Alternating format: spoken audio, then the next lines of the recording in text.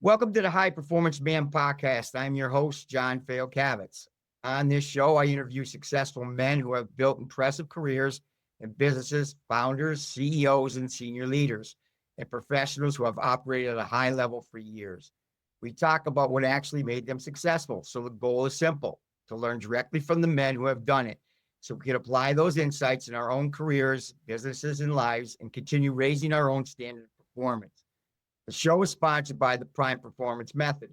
The Prime Performance Method is designed specifically for high-performing men who have achieved success in their careers. They feel like their body and energy have taken a hit along the way. I help busy professionals regain strength, lose weight, and feel younger within 8 weeks without long workouts, extreme dieting, or disrupting your demanding schedule. If you are a high-performing man who wants to feel strong and energized as you are successful, message me, John Fayocavitz, on LinkedIn. On today's show, we have Doug Crowe, the founder of Author Your Brand, where he helps established founders transform from sitting in the audience to commanding the stage. Welcome, Doug. Thank you. Appreciate being here. Okay. All right. Well, the first thing, let's get started, is what's the most important lesson you've learned so far that's helped you become successful? Oh my gosh. I can only check one, huh? No, you can give me. All right. Well, the first one comes to mind is this one, is to be insanely and genuinely curious. Wow, we all have good. beliefs and values, and it's okay to hold true to your values, but when you challenge your beliefs, you tend to grow more, learn more, and make more. Okay.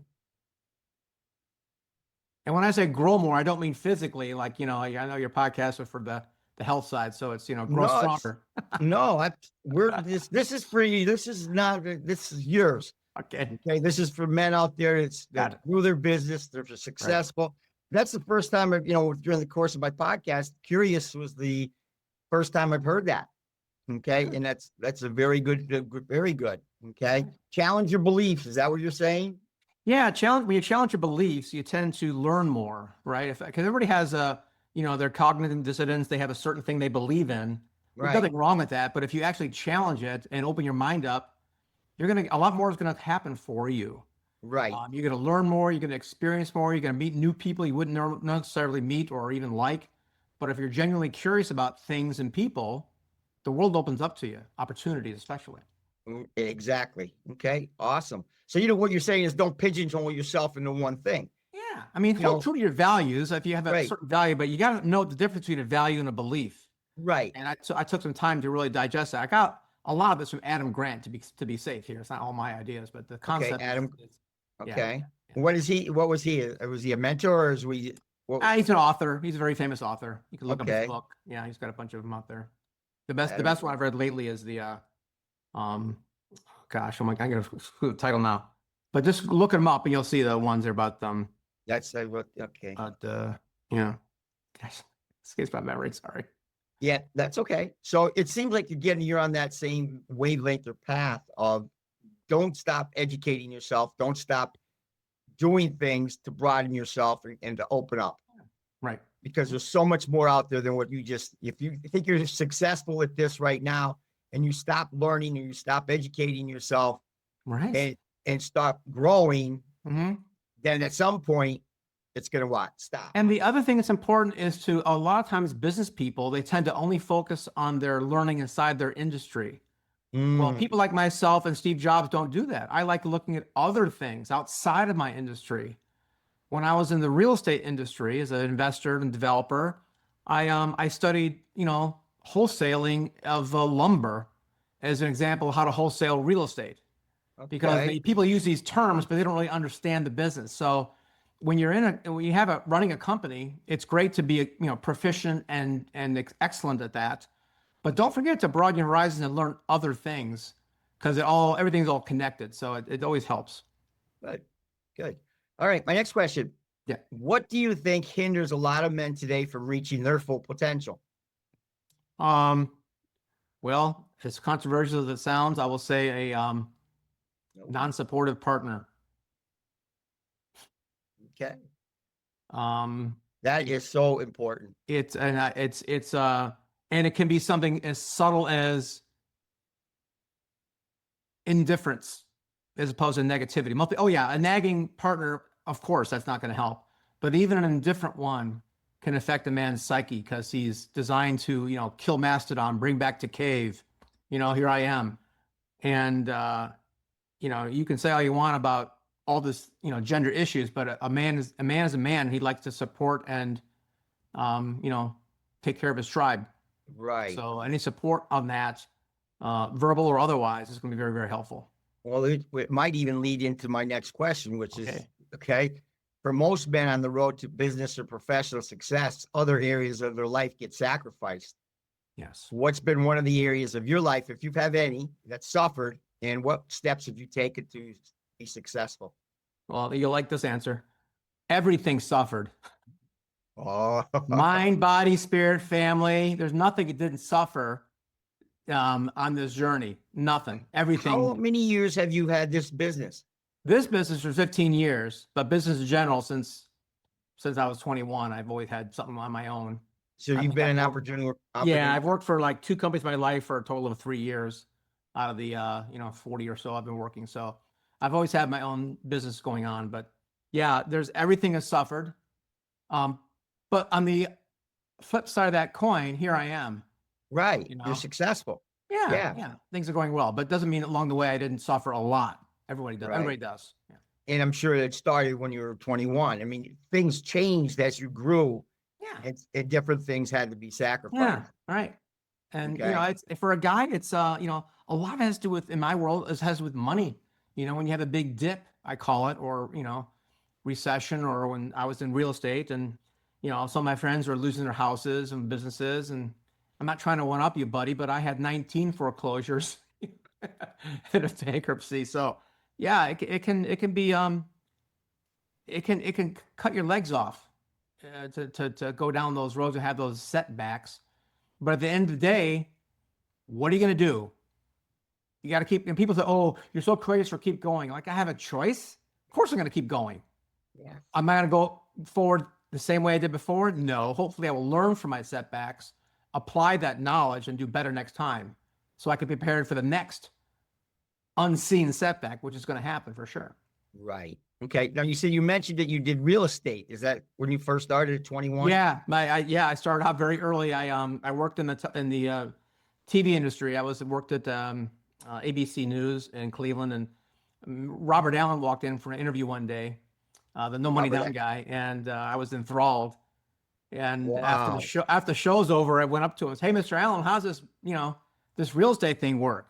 "Well, young man, come to my high price seminar. $5,000 for a weekend." And I said, "Sir, I make $3.10 an hour here at ABC." And to his credit, he said, "You know what? Go to the library and check out one of my books out of the library." And I did. And I read that book, and I sat on my butt for a year and did nothing because I was scared. So one of the things in the book was like, well, just, practice making offers. And I did. And one of them got accepted, and I freaked out, and I canceled it. Another one, I think my practice, cut my teeth on. Another one, hey, it worked, and I made some money on it. I kept going. It was fun. Okay. So then what is it with a brand in your author, your brand? What is that exactly entailing? So, because I'm trying to get where you went from real estate. So real estate to books. So the short version of it, John, is that I spent 20 years as a real estate investor and developer. I've rehabbed condominiums and private islands and a convent and houses, everything. But in 2008, I had 19 foreclosures and bankruptcy. And man, during my little boohoo phase, I wrote a book, and the book sucked. I mean, it was awful. I didn't even publish it. It was so bad. But fortunately, I had a radio show a year before I went under. And so I contacted some of my guests, the two of them particularly, Laurel Langmeyer, who's a New York Times bestselling author, and Robert Kiyosaki from the Rich Dad, Poor Dad series. Mm-hmm. And they both said kind of the same thing. They said, well, we're bestselling authors. I'm not a bestselling writer. And that was code for ghostwriting. So the past 15 years, we've developed a very defined process for journalism, ghostwriting, developmental editing, production, and most importantly, distribution. I don't do book marketing. We do distribution, which is very, very different. Now, nobody in my industry does all those things, especially the distribution piece. So that's what we're kind of known for, is getting books out. So into you the background. partnered with those two guys. I just learned from them because they had them as a guest on my radio show. Okay. And I met them both a couple times privately, but not for no long period of time. They weren't mentors. They just, one sentence put me on a trajectory of becoming a ghostwriting, a publishing company. Wow. I mean, something how things just, I mean, your path just changes within, you never know when that time is going to come or what That's right. I mean, were you did you the one that said the book sucked, or did somebody read it? Oh no, I knew it sucked. Yeah, I know. How would you, if you wrote it, how do you know it sucked? Because you slug through it and you get it all done, you set it aside for a week, and then you go back and go, who wrote this crap? You know, so that was me. So I knew it. I didn't know when I was writing it because it felt right. But when you set it aside and come back to it and read it again, you're like, this is dumb. So I never published the first one, you know, and then we got really so good at writing books for other people. I haven't written my own in a while, but I got to get one done this year. But yeah, it's been a great journey. No regrets. Awesome. That is so interesting, man. How you went from that to that. I mean, it's just, there's a bigger dip if you want to hear about it. Now, if you want to hear. All right. Yeah. So during the 19 foreclosures, bankruptcy, and divorce, and that, I was clinically depressed, quite frankly. And I was homeless, you know, living in a basement of my foreclosed home. And it was very, very dark. Let's put it that way. Very, very dark. Like, you know, thoughts of ending my life didn't go away. They stuck around. They rattled in my head for a long period of time.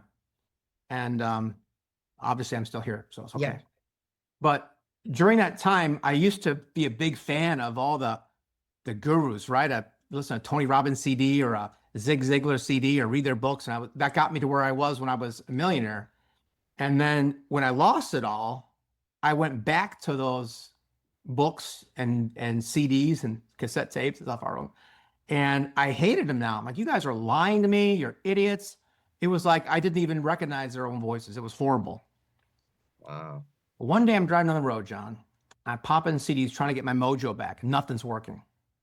I put in one CD and 9 months of clinical depression gone in 6 seconds. What just happened?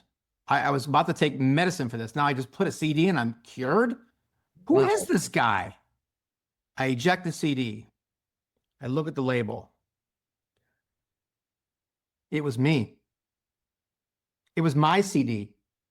I'd done a goal-setting CD for my real estate students, and I didn't recognize my own voice. But that voice of successful, happy Doug clicked in depressive Doug and woke his ass up. Wow.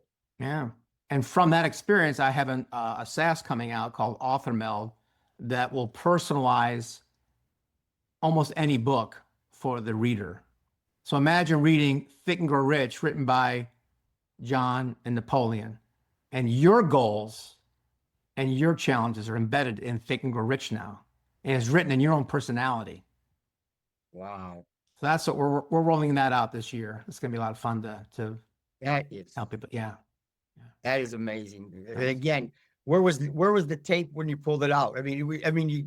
I'll never forget. I was driving on the road. I was driving to Iowa to see my brother. Probably going to borrow $1,000 or something. But I'm driving on the road in a truck, and popped the CD out. There it was. It was somewhere in between Illinois and Iowa.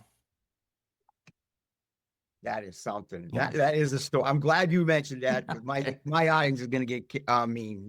That's inspirational, man. Thanks. Because you never know, again, what it takes to get you out of that funk. Yeah. And you know what? To me, I think we're the only ones that get us out of it. Yes. Yeah. Everything else is. You can need help with things like to talk to people and stuff like. But you're still the only one has your mind. Spot on. Yep. Okay. And you're the one that has to do that. Yeah. So that's awesome stuff, Doug. I love it. Okay. So going through all these things, and maybe you didn't do it when you were younger, but where do you find your peace? Oh, nature. You know, during the pandemic, like the first month and a half, business stopped. And I had already cleansed myself of the media, right? I haven't watched broadcast news in 20 years. I have just never just turned it on. Like I don't need the programming, right? And I mean, brainwashing program. I turned it on for probably a couple days during 9/11 and during the pandemic a couple times, to be fair. But by and large, it's not a habit. I don't watch it. But still, businesses, and I'm positive, happy guy now, right? I've cured myself of that thing. But now I'm like, what am I going to do? So I'm riding my bike one day and going on the nature preserve, and this wave hit me like, oh my God, that bird doesn't know what COVID is. And those trees have no idea about the masks. It's like, I'm going to just live out in nature now. Screw the world. This is a place where I want to be. I felt very peaceful, and I found this place, right, in a nature trail. And I thought, man, I can't really work out here. It's not going to work for a publisher to be working in the woods. And I can't bring my clients out here, but I know what happened. And I know what the trip was. Why was business not coming in? It wasn't the pandemic. It was me, like you just said. It's up to you.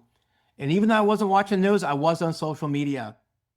And I sensed that even though I was not looking at things that I shouldn't, they're still programming you no matter what you believe. Pro, con, doesn't matter. So I also knew how addictive that crap is. So I called my social media manager up. I said, hey, listen, I want you to change all my passwords and all my socials and not give me the password for a month. And he did it. And I was off the grid, and business picked up right away.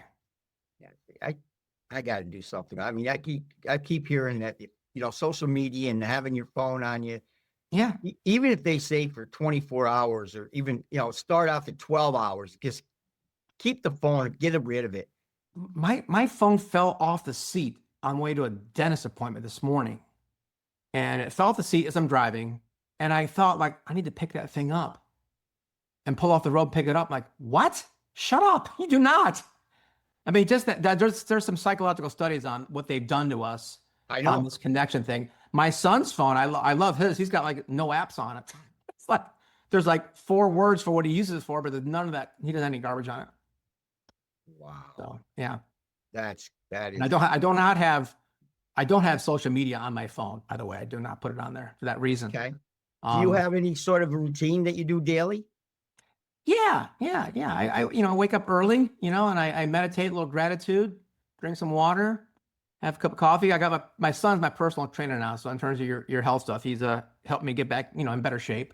Good. So we work out every morning and have a varying routine for that. My brain tends to go right away. So very often I'll find myself at 6 a.m. working a little bit, thinking through things. So by the time I hit the computer at 7:38, I'm ready to go. I got some stuff done. But I did start some different time blocks. One of my other clients showed me his calendar, and I was really impressed by blocking time out in advance for things. Because if you don't do that, who runs your life now? Yep. Everybody else. So Yeah. I have a block from 10 to 3 for this, 3 to 5 for that. And some of those blocks are open blocks. Okay, you can call me and we can talk. But these certain blocks, nobody can get, because my calendar is blocked out every single day for that same period of time. Right. So depending on what you got business stuff, current clients, new clients, personal things, you got to block it out. Well, it's what one of my guests I just recently had. Yeah. He blocks it off from 7 a.m. to noon. Yeah. He doesn't want anybody bothering him until after 12 o'clock. You know what I mean? Right. And if you can do that, that's great. If you can, right. Sometimes business has to come in, but if you can do that and afford to do that. It's a guideline. It's not a rule. Right. I break my blocks all the time, but at least I got them there for myself. So Exactly. Okay, great. Okay, one last thing. Yep. If you were to give one piece of advice, now this is where I'm going to bury you down to one. Okay, to other men that are on their journey to achieving success, what would that be? Would that be going back to what we started with? Curious one's a good one. There's an old saying that failure, like success, is temporary. So no matter what you're going through in life, whether you're having a good time right now or in a slump, it doesn't matter. Life is always like this, a journey. It's always up and down. If you're not in a crisis, you'll be in one. If you're coming out of one, terrific. Don't get too comfy. So having said all that, I'd say always be a little bit uncomfortable, not only with what you do, what you think, and push yourself a little bit, because that is where breakthroughs happen. Right. Nothing really happens when you're comfortable just going through day by day. You're kind of just, that's why routines are interesting to me, because while they're important to have a habit for discipline, but if you're not pushing some boundaries on something, whether it be, health, money, spirituality, whatever it is, push Right. some boundaries on everything a little bit, and you'll be better for it. Yeah. It's that thing. Don't get too comfortable. Yeah. Right. Okay. Because again, you don't know what you're missing on the other side. If you don't go out there and try to do it physically or mentally or whatever, okay, Yep. then you're just going to be stuck. Yeah. Yeah. So, Yeah. Well, Doug, that was great. It's been an absolute pleasure having you on the show. Thank you. I want to thank you so much for your time. Okay. My Your pleasure. answers were very, very insightful. Okay. My audience is going to have a great time listening to this podcast. Okay. Terrific. So, as a reminder, everyone listening to the show is brought to you by Prime Performance Method, where I help high-performing men rebuild their strength, energy, and confidence without sacrificing their careers. And if you want to feel as strong in your body as you are successful in your business, message me at John Fayocavitz on LinkedIn. Until the next episode, perform strong in all areas of your life.